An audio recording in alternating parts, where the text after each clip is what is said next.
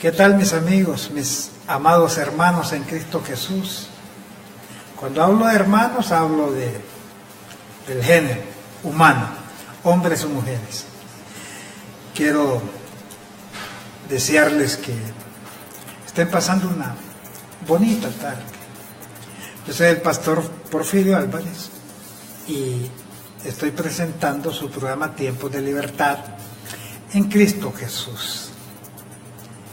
Quiero darle gracias a Dios por lo maravilloso que es Él, por las manifestaciones gloriosas que Él tiene, especialmente para con sus hijos. Aunque hay una gracia general, hay una misericordia general, y que cuando llueve, llueve para buenos y malos, que cuando el sol sale, sale para gente que está en el Señor y para gente que también lo rechaza. Pero hay una gracia específica y una misericordia especial, que es la que Dios tiene para cada uno de sus hijos. Y por eso le damos gracias al Señor, porque Él tiene ese cuidado de cada uno de los que estamos en Cristo Jesús. El día de ayer, mis amados, estuvimos allá por la Masica, Atlántida, invitados por el pastor Donaldo Vázquez del Ministerio Apostólico y Profético Conquistadores del Reino. Nos invitaron a predicar allá. Hubo un culto precioso, un culto hermoso, donde la congregación pues se gozó, tanto en la alabanza, en la adoración, como por medio de la predicación. Saludo a mi hermano Sergio, a mi hermano Jorge, a la hermana María, quien es la esposa del pastor Donaldo, y al pastor Donaldo, por esa gentileza de habernos invitado para que llevásemos el mensaje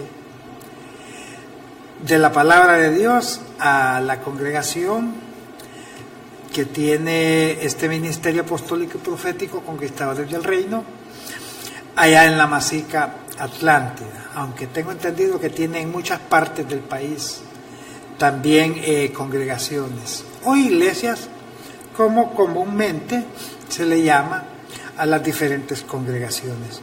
A propósito del Ministerio del Ministerio Apostólico y Profético Conquistadores del Reino, quiero hacer una extensiva invitación para el sábado 17 de este mes de marzo, para que acompañemos ahí al pastor Donaldo Vázquez en la iglesia aquí en la colonia Aurora, donde está la sede central de este ministerio, a un culto unido que la iglesia está haciendo, y hace extensivo la invitación a todos los pastores de los alrededores o de cualquier parte que quieran acompañarlo ese día, sábado 17 de marzo, a partir de las 7 de la noche en adelante, después de lo que es el servicio de culto, pues va a haber un convivio.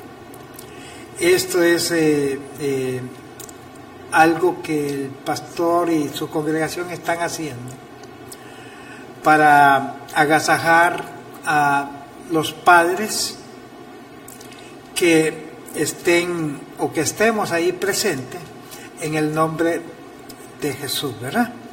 Así que les invitamos para que el sábado 17 de este mes de marzo acompañemos ahí al pastor Donaldo Vázquez en el Ministerio Apostólico y Profético Conquistadores del Reino, ahí en la colonia Aurora, pegado a Quebrada Seca, en esta ciudad de El Progreso. También, mis amados, antes de entrar a exponer el tema que traigo para este día, quiero recordarles que Funeraria La Fe es una empresa dedicada a la prestación de servicios fúnebres. Funeraria La Fe brinda los servicios de ataúdes, preparaciones de cuerpo, traslado de féretros. Puede ser que alguien fallezca y que los familiares quieran, en Estados Unidos, y que los familiares quieran que se entierren aquí en esta ciudad del Progreso o en cualquier parte de Honduras. Solo se comunican con Funeraria La Fe y esta empresa le va a dar todo este tipo de servicios. También brinda los servicios de la preparación de cuerpos, los utensilios para la velatoria y el servicio de placas memoriales. Funeraria La Fe, mis amados, está ubicada media cuadra al norte de la Policía Nacional, en esta ciudad del Progreso. Ahí está su gerente y propietario, el hermano José Erling Humansor, para atenderlo gustosamente. Vaya, suscríbase un contrato de servicios, porque hay cosas en esta vida que uno está desprevenido, sobre todo cuando se trata de muerte de algún familiar, de muerte de algún ser querido, o la misma muerte en el caso de nosotros los pastores, de algún miembro de la iglesia. Entonces, teniendo un contrato, 2 contratos, 3 contratos, pues tenemos una cobertura en ese aspecto, que cuando nos lleguen ese tipo de fatalidades, pues con una llamadita, pues ya les resolvemos el problema a los familiares del deudo, o si es alguien de nuestra familia, pues resolvemos el problema, y contando con el apoyo de Funeraria La Fe. El teléfono de Funeraria La Fe, mis amados, es el 9919-2759. 9919-2759. Y ya saben, está a media cuadra al norte de la Policía Nacional, en esta ciudad de El Progreso. Esta tarde, mis amados, estamos presentando su programa Tiempos de Libertad, programa que se transmite de lunes a viernes en horario de 5 a 6 de la tarde. Y es repetida esta transmisión en horas de la noche. Así que si usted no tiene oportunidad de poderlo ver en este momento, pues quizás lo haga por la noche. Porque lo que tratamos aquí es de edificar su vida. Tratamos de hacer una exposición de una palabra sana, sin contaminantes, sin tergiversar lo que es el texto bíblico. Tratamos de exponer el consejo de Dios tal y como está en su palabra. Quiero leer un texto que nos va a servir de base para lo que es la exposición en esta tarde. Y está ahí, tal vez me ayude el hermano Daniel, en el libro Evangelio de San Marcos, capítulo 9, versículos, o el versículo 35 más que todo. Libro de San Marcos, capítulo 9, versículo 35. Un solo texto vamos a leer y dice la palabra: entonces él se sentó y llamó a los 12 y les dijo: si alguno quiere ser el primero, será el postrero de todos y el servidor de todos. Gracias, hermano Daniel. Este es el texto que nos va a servir de base para entender, para comprender cuál es el objetivo, cuál es el propósito que Dios tiene en cada uno de sus hijos aquí en esta tierra. Porque a los que Dios ha llamado, en todos ellos, hay un propósito de Dios. Algunos se sienten mal porque creen que están siendo inutilizados, que Dios no los usa. Hay algunos que porque ven el trabajo de otros creyentes y ven el de ellos, creen que no están sirviendo a Dios. Pero la Biblia dice que nosotros somos un cuerpo en Cristo Jesús. La iglesia de Cristo es un solo cuerpo. Y miembros los unos de los otros. Y que no tenemos las mismas funciones.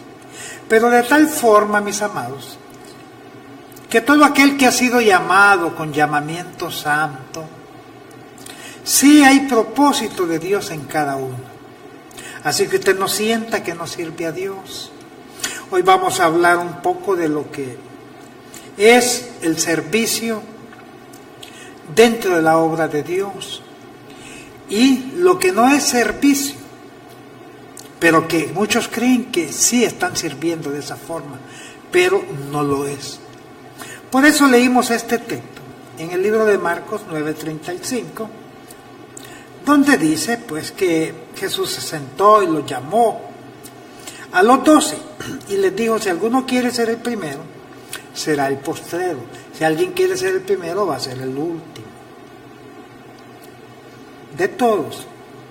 Porque el que quiera ser el primero, dice, será el servidor de todos. La gente fuera de la iglesia tiene un mal concepto de lo que es el Evangelio. Algunas veces lo hacen porque ven algunos ejemplos de algunos líderes, de alguna gente que está en las congregaciones. Muchos son los pastores, son la gente que dirige las congregaciones, pero que dejan mucho que desear. Y la gente empieza a criticar, empieza con ellos y luego nos llevan de encuentro a todos. O sea, como dice el dicho, que por unos pagamos todos. Pero la verdad, mis amados, es que la gente en particular y fuera del Señor tienen conceptos totalmente equivocados sobre lo que es estar en la obra o trabajando en la obra del Señor. Hace algunos años yo tenía un empleo ejecutivo en Tegucigalpa. Había un abogado, amigo mío, y una vez en broma me dijo, porque me decía hermano, me dice, dígame abogado, hagamos un negocio, me dice. Ajá, le digo, ¿y de qué se trata? Abramos una iglesia, me dice. Yo me retiro de la asesoría, ustedes esta chamba y vamos a vivir, me dijo, felices y agarrando buen dinero. Y ese es el concepto generalizado. La gente cree que por el hecho de estar al frente de una congregación es que se vive una vida de opulencia, una vida de placeres, una vida de acaudalar riquezas, de tener grandes cuentas en los bancos, de andar estrenando el carro del año, y son apreciaciones totalmente equivocadas. Quizás algunos hacen esto, pero que también, en honor a la verdad, son poquitos. No es la generalidad. La mayoría de pastores, de ministros, viven una vida modesta, viven una vida pobremente. Aquí en nuestra ciudad del Progreso, la mayoría de pastores no tienen ni vehículo. Algunos tendrán su moto, motocicleta, otros alguna bicicleta. Pero los que viven bien, son poquitos. Entonces no es cierto que para adquirir riquezas, para adquirir un nivel de vida agradable ante los ojos de la gente, es que se consigue a través del pastorado. No. La mayoría de los pastores somos gente que nos sacrificamos. Somos personas que vivimos el día a día.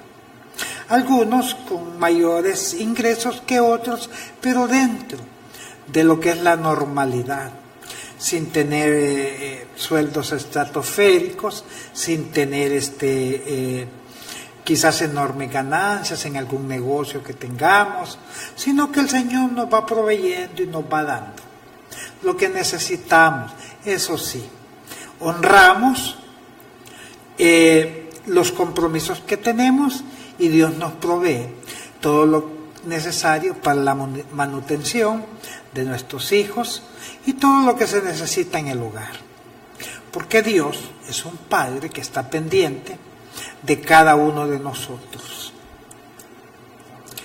Pero quisiera remontarme allá al tiempo de los apóstoles,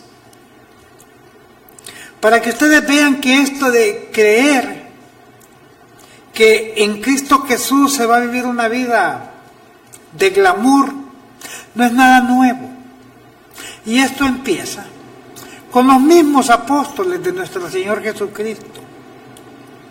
Y ellos creían entre ceja y ceja que estar en el reino de Dios era para vivir una vida en autoridad, en mandato, estableciendo un reino en donde nosotros íbamos a tener, o ellos mismos, la cantidad de gente sirviéndoles a su alrededor, porque habían entendido de una forma equivocada el concepto de reino. Y cuando hablo que habían entendido de forma equivocada el concepto de reino, es el reino según nuestro Señor Jesucristo. Porque ellos estaban viendo el reinado conforme al mundo. Miraban a los reyes, miraban a la gente que estaban en posiciones de gobierno, como los gobernadores, como la gente que tenía una representatividad del Imperio Romano en ese tiempo. Y ellos creían que el reino de Jesús era de la misma forma. Pero sí tenían muchas cosas que estas cosas lograron hacer mella en su mente de que el reino de Jesús era como el reino del mundo. Y les voy a explicar por qué.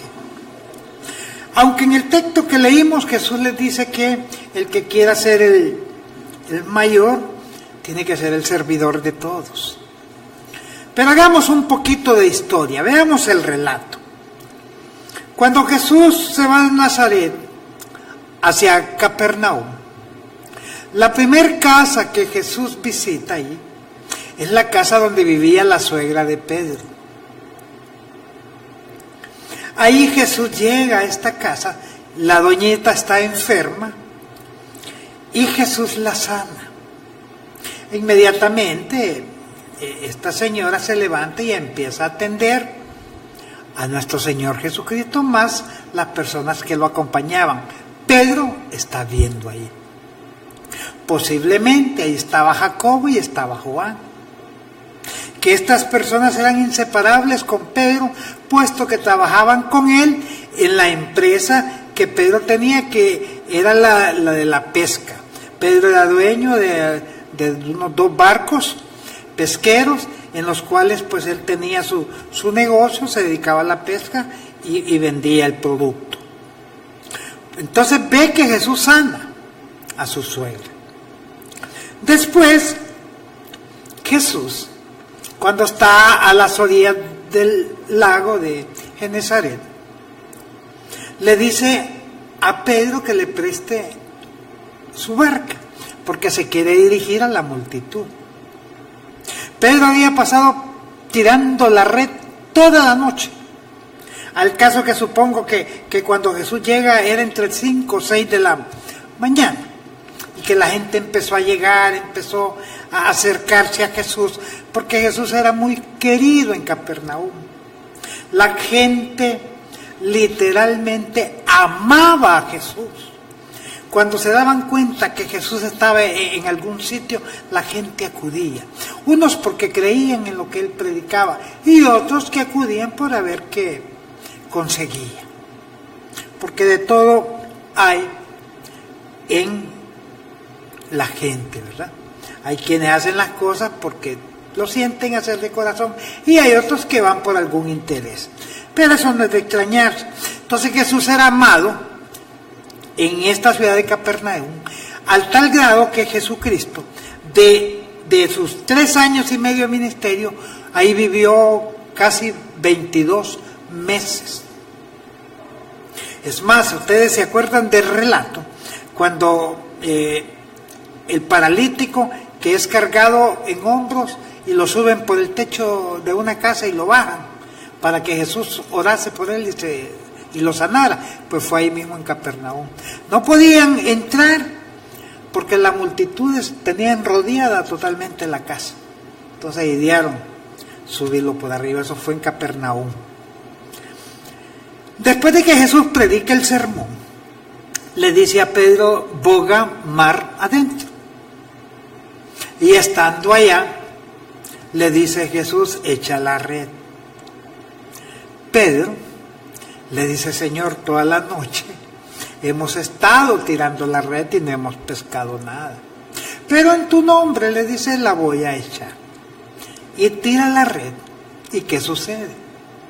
Esa red rebosaba de peces. Y ahí tenemos 2 imágenes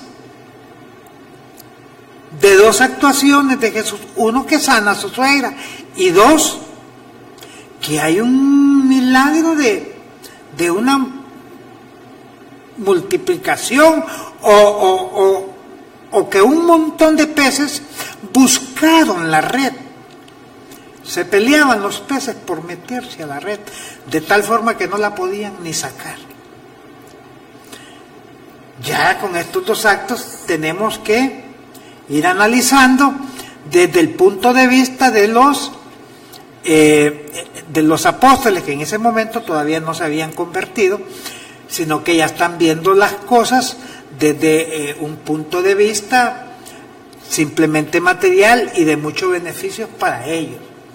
Poder para sanar enfermos y para llenar las barcas de peces en el nombre de Jesús. Pasan muchas cosas, mis amados, dentro del llamamiento de Jesús a cada uno de los discípulos. A Natanael le dice: Natanael, sígueme, allá te vi cuando estabas abajo de la higuera. Y Natanael estaba lejos, donde andaba Jesús. Otra manifestación de poder. En cierta ocasión, a Jesús llegan a cobrarle el impuesto que se pagaba para el templo. Jesús no andaba dinero, pero allá anda Pedro y andan otros discípulos. ¿Y qué hace Jesús? Le dice: Pedro, ve y echa el anzuelo, y el primer pez que saques va a tener ahí una moneda de plata o unos dracmas, y paga el impuesto por ti y págalo por mí. Esto está bonito, pero hay una cuestión que se da más adelantito, donde Jesús tiene 70 personas ahí a su alrededor y los manda en comisión. Les da instrucciones y le preguntan: Señor, ¿y qué llevamos para el viaje? Y Jesús les dice: no lleven alforja, no lleven nada. ¿Por qué? Nuestro Padre les va a proveer lo que necesiten. Y ellos se van sin nada, no llevaban ropa, no llevaban otra túnica, no llevaban alimentos, nada. Y fueron a cumplir la misión, y cuando vienen, esta gente viene pero feliz. Viene con un avivamiento terrible en su vida. Y empiezan a decirle a Jesús cómo los demonios se sujetaban, cómo se sanaban los enfermos, y a contar maravillas. Y ellos sabían que se habían ido sin dinero y sin poder, pero que en el camino tenían el respaldo de Dios, no les hizo falta alimento, Y Dios respaldó su palabra, sanando enfermos, liberando endemoniados y manifestando el reino de Dios aquí en la tierra. Miren todo el análisis que les he estado haciendo. Y esto da una pauta para creer que vivir en el reino de Dios es de no hacer completamente nada. Que la provisión de Dios va a estar ahí y que esta provisión no solo va a servir para darnos lo que necesitamos, sino para tener acumulado para el más allá. Esa es la concepción, eso es lo que piensa el mundo y eso es lo que pensaban los apóstoles del Señor en ese momento. Y Jesús les hablaba del reino y les hablaba del reino y ellos tienen metido entre ceja y ceja el reino. Pero el conflicto entre ellos era quién iba a ser el sucesor, quién iba a ser el ungido, quién iba a ser el que iba a tener la autoridad cuando ya nuestro Señor Jesús no estuviera con ellos. Ese era un concepto totalmente equivocado, porque se les había olvidado la obra del servicio que tiene que hacer el creyente, que tiene que ser todo aquel que está diciendo que es un siervo del Señor. La palabra siervo, la palabra viene o la palabra servidor viene de siervo. Siervo con S, no con C, porque la de C es un animal, y con S es de servir, es de trabajar, es de dar lo que tenemos y ponerlo al servicio de la obra de Dios. Y había ese pleito entre ellos, quién iba a ser el brazo derecho, quién iba a estar al lado izquierdo y quién iba a ser el sucesor cuando ya Jesús no estuviera. Había una doñita llamada Salomé, que era la madre de Juan y de Jacob.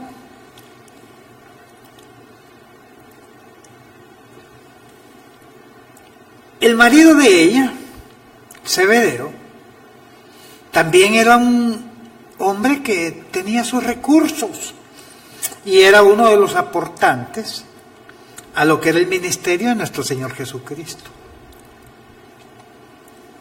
Y las mujeres siempre tienen esa característica de ir un paso adelante que nosotros, son más aventadas.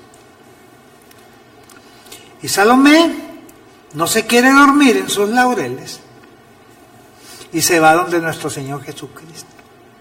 Y como su marido y ella servían en el ministerio, ella sintió que tenía derecho a hacerle alguna petición a nuestro Señor y le dijo: Señor, le dice, quiero pedirte que cuando tú estés en tu reino, porque ella está pensando en un reino tal como lo miraba con el Imperio Romano, un emperador y todos servidores. Quiero pedirte que uno de mis hijos esté a tu lado derecho y el otro en el lado izquierdo. Jesús le dice que eso él no lo puede hacer, que eso solo era potestad del Padre.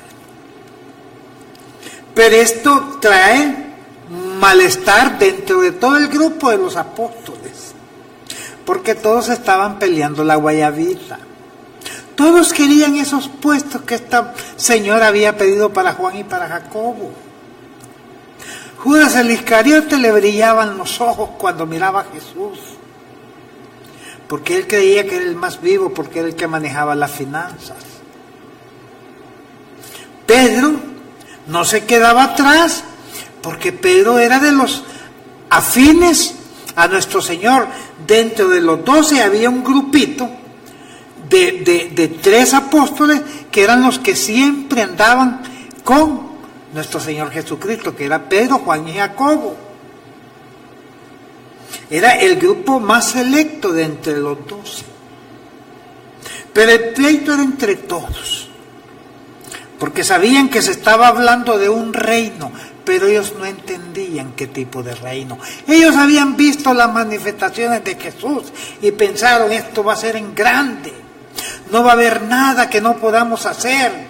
Si hemos sacado peces de la nada, si hemos visto cómo se resucitan los muertos, si hemos visto cómo se sanan los enfermos, es un reino que va a ser poderoso en fuerza, pero también en poder, porque vamos a tener el respaldo de Dios.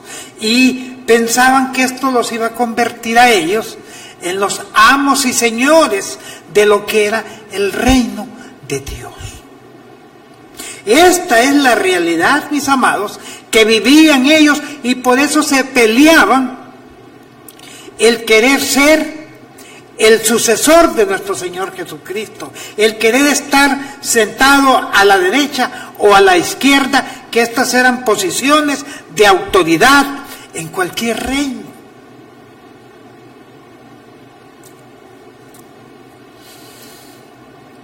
Y en cierta ocasión, Jesús llega donde están ellos reunidos. Y había una tradición donde se practicaba el lavamiento de los pies. Y ese día, pues, tocaba hacer eso. Y cuando Jesús llega, ellos recién habían tenido la discusión tanto con Jacobo y como Juan, y tanto como cada uno de ellos, queriendo, pues, en cierta forma, que el Señor dictaminara quién iba a ser el sucesor. Jesús, conociendo los corazones, conociendo los pensamientos de cada uno de ellos, ya sabía qué era lo que se estaba gestando. Y Jesús, cuando llega allí, los queda viendo, y todos su mirada sobre Jesús. Y Jesús viene y se quita su manto. Y el manto era el símbolo de autoridad, símbolo de poder. El manto, mis amados, tenía un simbolismo tremendo. Recuerden el caso de Elías con Eliseo, ¿verdad? Que Eliseo lo que le pide es el manto, porque eso significaba que el manto, el poder y la autoridad de Elías iba a ser traspasada a Eliseo. Ese era el simbolismo de un manto, de un talí. Y tiene muchas otras cosas, pero en este momento, al que Jesús le entregara su manto, ese era el ungido para ser el sucesor. Y cuando Jesús se quita su manto, todos quedan viendo a ver a quién se lo va a entregar Jesús. Y Jesús no se lo entrega a nadie, sino que lo coloca donde lo va a poner. Y al contrario, agarra una toalla. Si el manto es símbolo de autoridad, una toalla es símbolo de servicio, de siervo, de servidor, de sirviente. ¿Y por qué no decirlo hasta de esclavo? Que eso jamás se lo imaginaron ellos. Si el líder era Jesús, Jesús era el maestro, Jesús era su Señor, Jesús era su Dios. Y ver a Jesús con una toalla, a ellos se les vino el mundo encima. ¿Y qué pasa? ¿Por qué agarra una toalla? Si aquí vemos 12 que podemos atenderlo, que podemos servirlo. ¿O es que acaso se va a poner a limpiar la habitación? ¿O ocurrirá lo peor? ¿Pretenderá lavarnos los pies? Y efectivamente eso era lo que iba a hacer nuestro Señor Jesucristo. Y agarra la toalla y le dice a Pedro: Pedro, ven acá. ¿Por qué a Pedro? Porque Pedro era el principal líder del grupo de los 12. Pedro era el máximo representante del grupo de los 12 apóstoles. Si allá que ellos querían comunicarle algo a Jesús, se lo decían a Pedro y Pedro se lo decía a Jesús. Tanto es así que Pedro tenía un acercamiento y una confianza con nuestro Señor, que en cierta ocasión Jesús le dice: Pedro, ven aquí. Y se van caminando. Y atrás se pegó el apóstol Juan. Y Pedro le reclama al Señor, le dice: ¿y este qué? ¿Por qué viene este? Como queriendo decirle: Señor, si a mí fue que me llamaste, no llamaste a aquel. ¿Y aquel que viene a hacer? Si esta plática que estamos teniendo solo es entre nosotros dos. Y Jesús le dijo: a lo que venga. Yo tengo propósitos con él también. Jesús le da otro tipo de respuesta más fuerte, según la Biblia dice: ¿y tú qué? Pero para que miren la confianza y el grado de autoridad que Pedro creía tener. Y cuando Jesús lo llama: Pedro, ven para acá, te voy a lavar los pies. El apóstol Pedro le dice a Jesús: no, Señor, yo no me voy a dejar lavar los pies. Y nosotros podemos decir cualquier cosa de Pedro, pero quizás nosotros hubiésemos hecho lo mismo. Porque decirle al Señor en ese momento que no me voy a dejar lavar los pies, es estarle diciendo: Señor, tú no tienes necesidad de hacer esto. Tú no puedes rebajarte a tal forma de siervo, de esclavo, de servidor, si tú eres el Señor. Porque hay gente que también trata de satanizar todo lo que el apóstol Pedro decía. Pero hay que entender la situación y la posición humana, y que hasta ese momento ellos no habían entendido el concepto de reino. Y Jesús le dice: mira, Pedro, si no te dejas lavar los pies, no tendrás parte en mi reino. ¿Y qué es lo que quería Pedro? Ser el sucesor de Jesús, o ser el brazo derecho. Y cuando le dice: no tendrás parte en mi reino, inmediatamente reacciona y le dice: Señor, no solo mis pies, sino mi cuerpo, todo.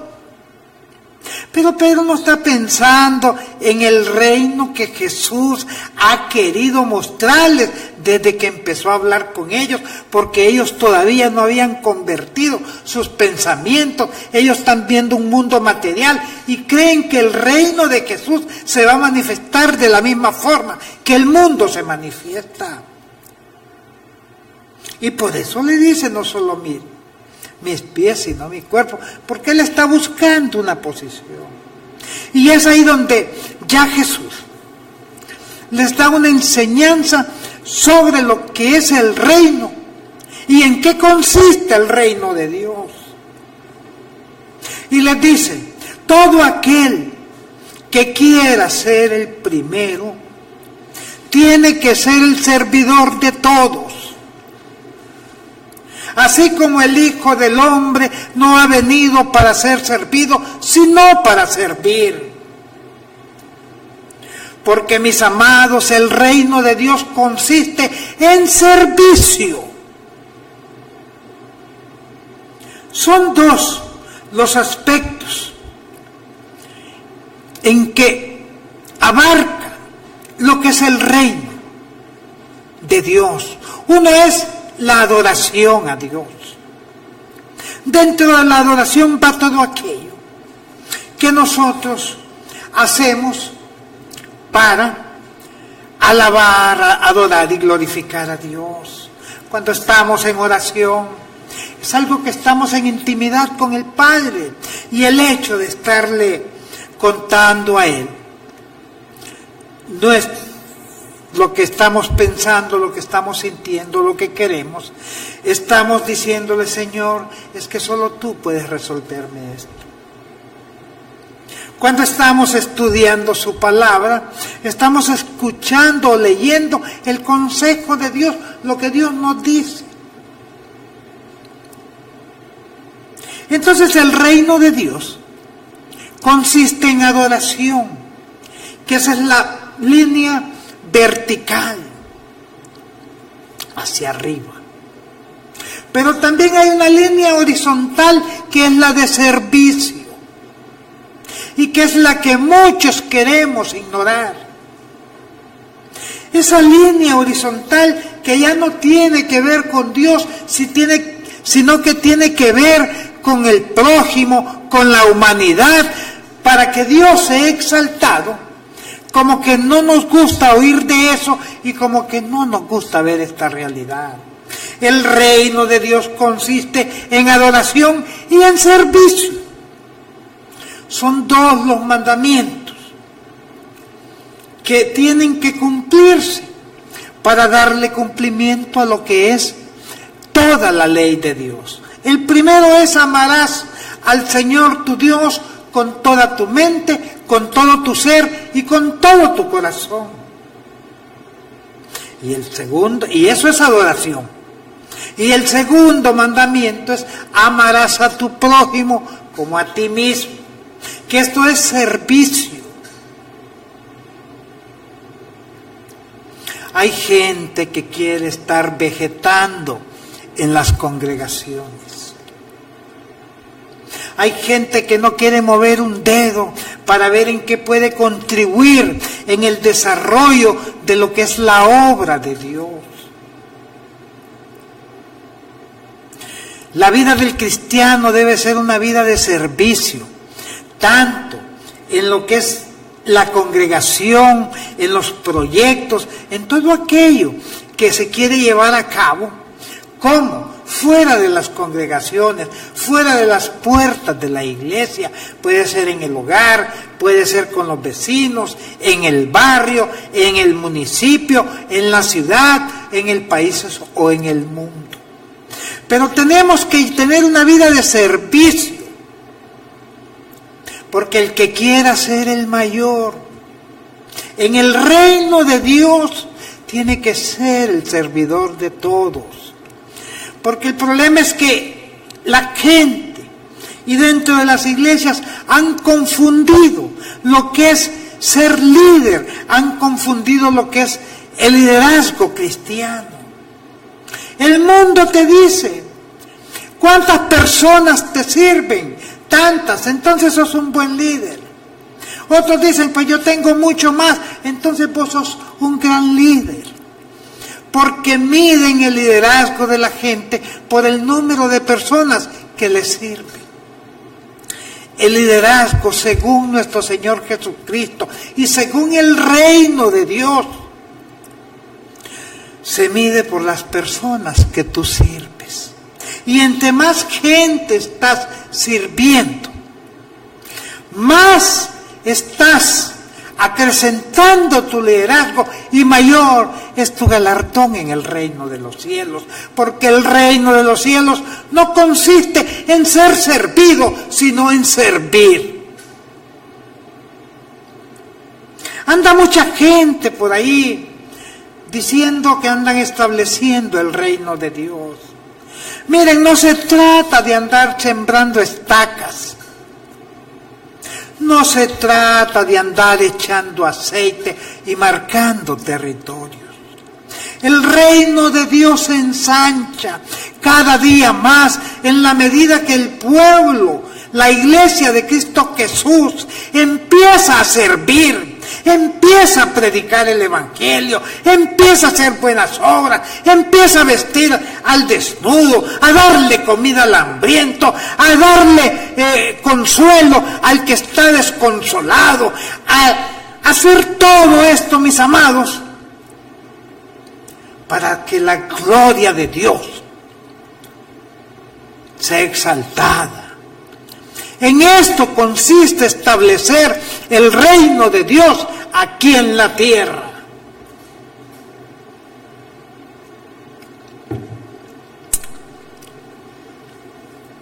Que andan echando fuera demonios. Miren, hay gente que anda, son unos cazafantasmas. Y en todas partes ven demonios. Esas señales, porque son señales, seguirán a los que creen en el nombre de Jesús. Cuando usted anda sirviendo al Señor, cuando usted trabaja en la obra de Dios, los enfermos se sanan, los endemoniados son liberados, los milagros se operan, pero sobre todo se da el milagro más grande en la vida de cualquier ser humano. Las almas perdidas vienen a Cristo Jesús.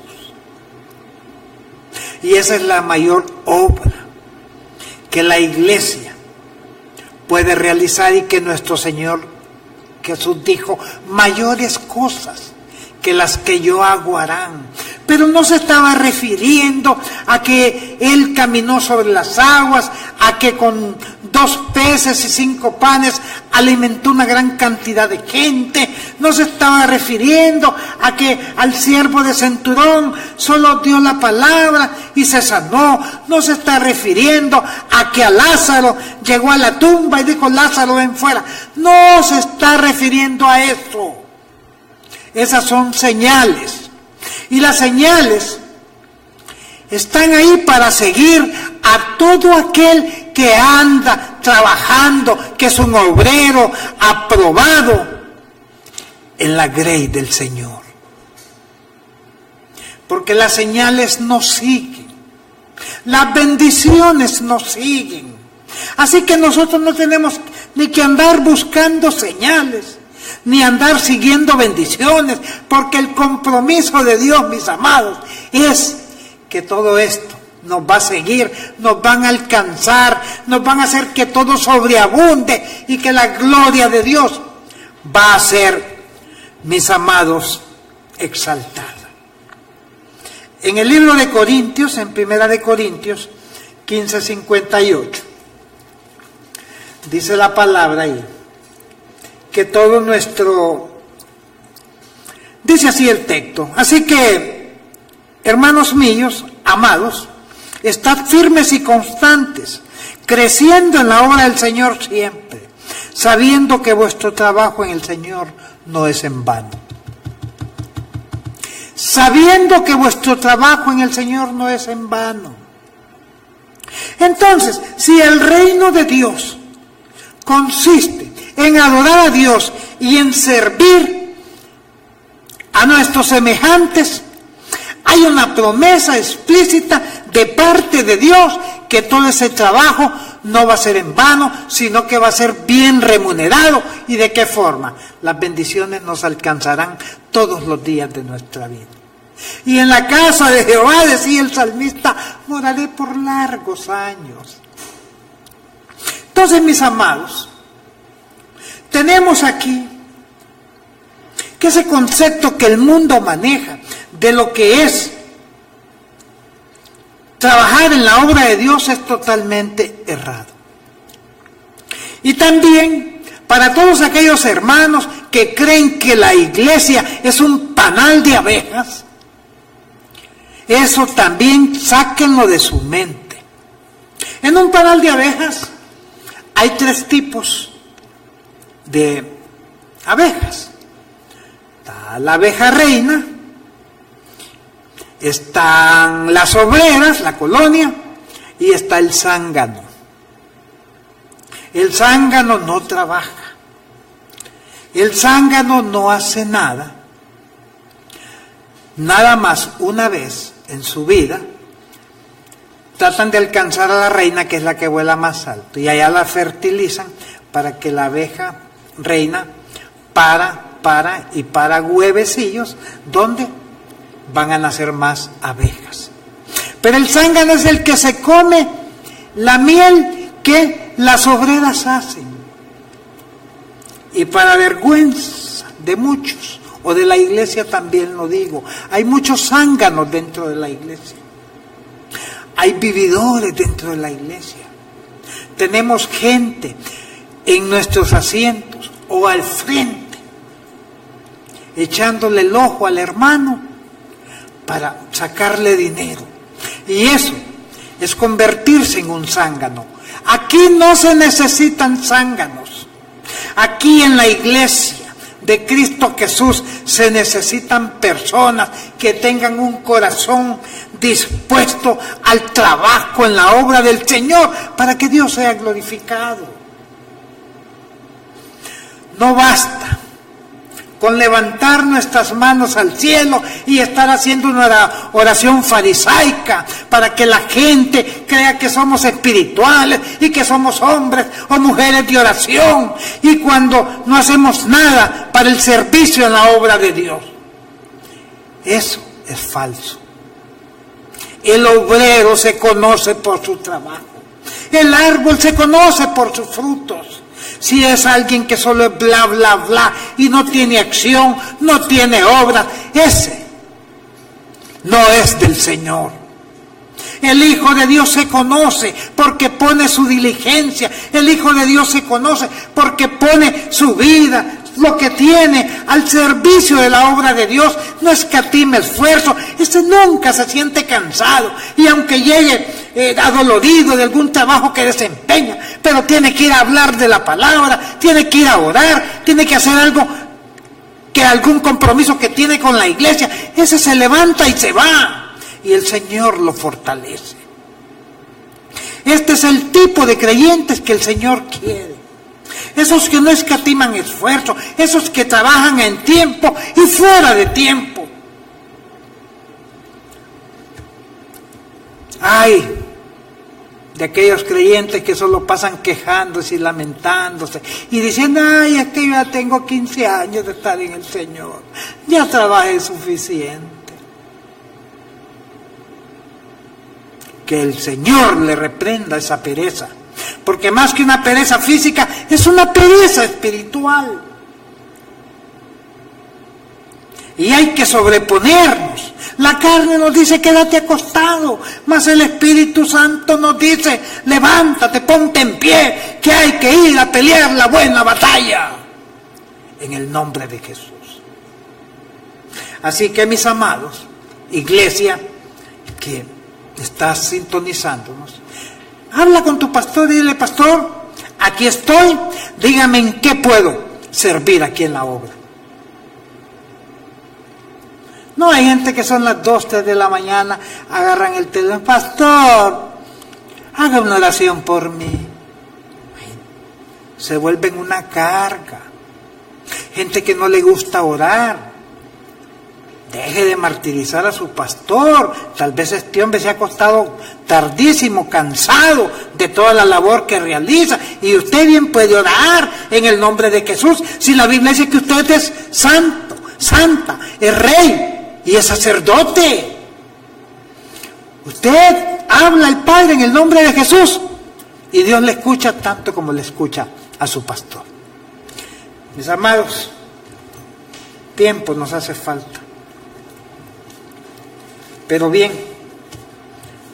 esta es una predicación y una exhortación en el amor del Señor, para que usted se levante ahí donde está y ponga su vida al servicio en la obra del Señor. Llegamos al final. Yo soy el pastor Porfirio Álvarez y este ha sido, mis amados, su programa Tiempos de Libertad en Cristo Jesús. Bendiciones para todos.